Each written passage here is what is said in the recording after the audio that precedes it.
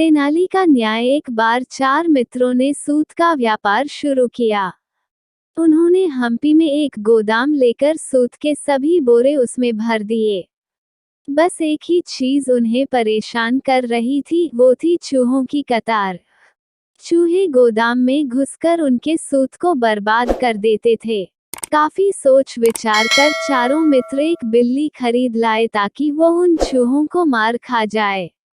बिल्ली बहुत काम की निकली। शीघ्र ही उसने गोदाम के सारे चूहे मार डाले। चारों मित्रों को उस बिल्ली से बेहद लगाव हो गया। उन्होंने उसके चारों पैर को आपस में बांट लिया। हर मित्र ने अपने हिस्से वाले बिल्ली के पैर के लिए खूबसूरत सोने के घुंघरू बनवाए और उसे पहना दिए। अब बिल्ली दिन रात गोदाम में छम छम करती घूमती।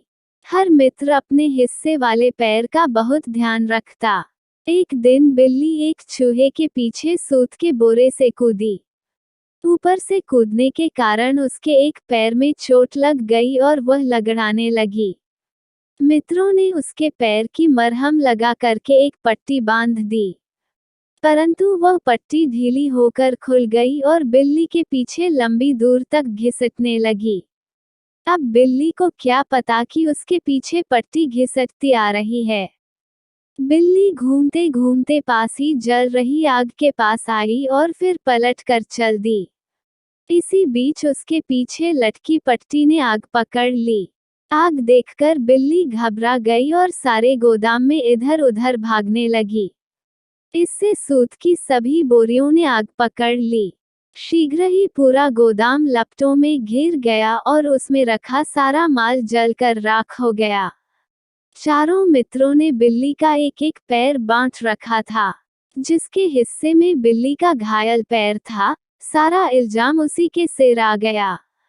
बाकी के तीनों मित्र उससे अपना हिस्सा मांगने लगे और नुकसान की भरपाई करने के लिए बहस करने लगे।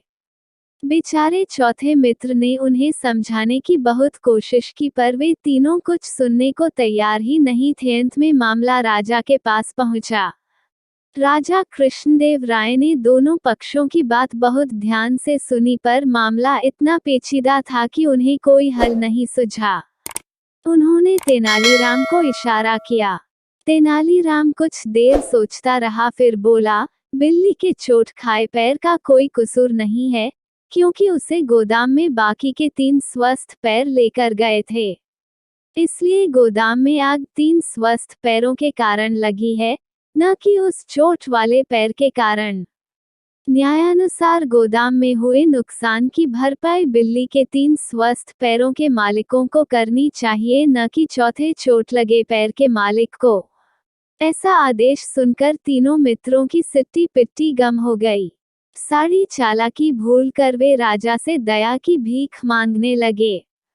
राजा कृष्णदेव राय ने तेनाली के फैसले को सही ठहराते हुए तीनों मित्रों को कसकर डांट लगाए और उन्हें चौथे मित्र से माफी मांगने का आदेश दिया।